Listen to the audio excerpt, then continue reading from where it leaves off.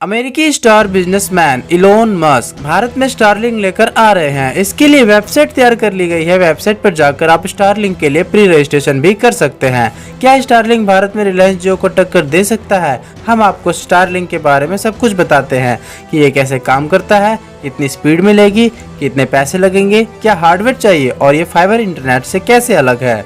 क्या है स्टारलिंक? दरअसल इलोन मस्क चाहते हैं कि सैटेलाइट के जरिए लोगों को हाई स्पीड इंटरनेट उपलब्ध कराया जाए। सैटेलाइट इंटरनेट का कंसेप्ट काफी पहले से हजारों सैटेलाइट के जरिए जमीन पर लोगों को इंटरनेट दिलाया जा सकता है। इसके लिए आपके पास एक रिसीवर लगाना होगा जो सैटेलाइट से एक सिग्नल भेजेगा और रिसीव करेगा। इससे फायदा ये होगा कि हाई स्पीड इंटरनेट में लेटेंसी कम मिलेगी। मल्टीप्लेयर गेमिंग का मार्केट तेजी से बढ़ रहा है और ऐसे में ये गेमिंग के लिहाज से काफी शानदार होगा।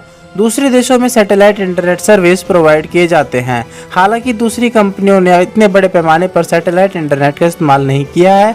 अलग अलग जगहों पर जहां इंटरनेट की उपलब्धता नहीं है वहां सैटेलाइट के जरिए इंटरनेट दिया जाता है। इलोन मस्क ने दरअसल सैटेलाइट इंटरनेट सर्विस को बड़े पैमाने पर पेश कर रहे हैं। इसी सैटेलाइट इंटरनेट को कंपनी ने स्टारलिंक का नाम दिया है। स्पेसएक्स और स्टारलिंक कनेक्शन। चूंकि इलोन मस्क की कंपनी स्पेसएक्स भी है जो प्राइवेट स्पेस कंपनी है, इलोन मस्क के पास एक फायदा यह है कि सैटेलाइट लॉन्च करने के लिए स्पेसएक्स को यूज कर सकते हैं क्योंकि कंपनी के पास खुद के रॉकेट्स हैं और कम कीमत के हैं, यानी निवेश भी कम होगा। दूसरी कंपनियों के साथ से फायदा नहीं है। इलोन मस्क का प्लान है कि स्टारलिंक के तहत 42,000 सैटेलाइट लॉन्च करेंगे। 42,000 सैटेलाइट का मतलब पूरी दुनिया में स्टारलिंक के जरिए इंटरनेट प्रोवाइड किया जा सकेगा। इसके लिए कंपनी ने 2025 तक का टारगेट रखा है। हालांकि अब तक 1081 सैटेलाइट लॉन्च किए गए हैं, लेकिन अब कंपनी तेजी से सैटेलाइट लॉन्च कर रहे हैं और जल्द ही 12,000 सैटेलाइट का आंकड़ा कंपनी छू लेगी। अगर 42,000 सैटेलाइट लॉन्च कर दी गई तो पूरी दुनिया में इलोन मस्क इस कंपनी के जरिए इंटरनेट लोगों तक दे सकेंगे। अब सवाल ये उठता है कि फ्री सर्विस होगी या पैसा लगेगा?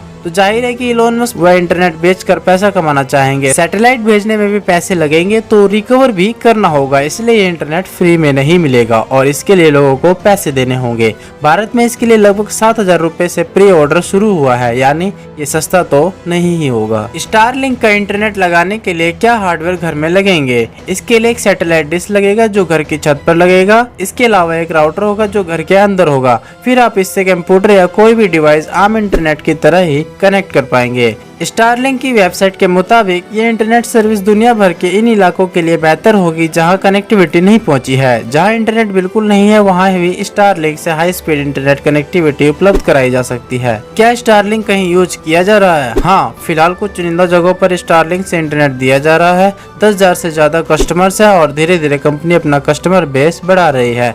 इसे यूज करने के लिए एंड्रॉइड और iOS में ऐप उपलब्ध है जहाँ से बैंडविड्थ मैनेजमेंट किया जा सकता है। स्टारलिंक कितना फास्ट इंटरनेट देता है? फिलहाल तो इसके तहत यूजर्स को 150 Mbps तक की स्पीड मिल रही है, लेकिन इलोन मस्क ने हाल ही में कहा है कि 2021 के आखिर तक 300 Mbps की स्पीड हो जाएगी। अब आप सोच रहे होंगे कि ये तो फाइबर इंटरनेट के मुकाबले कम है। ऐसा इसलिए क्योंकि ये वायर से नहीं बल्कि डायरेक्ट सैटेलाइट से मिलता है। इस वजह से इसकी स्पीड फाइबर की तरह फिलहाल 1 Gbps नहीं हो सकती है। चूँकि स्टारलिंक का मुख्य फोकस दुनिया भर में इंटरनेट कवरेज देना है, खासकर ऐसे इलाकों में जहां इंटरनेट की कनेक्टिविटी नहीं है और अभी दुनिया में 60% लोगों तक ही इंटरनेट पहुंच पाया है, यानी अभी स्कोप काफी है। अब सबसे मुख्य सवाल, क्या भारत में स्टारलिंक का मुकाबला जियो या दूसरी कंपनियों से हो सकता है?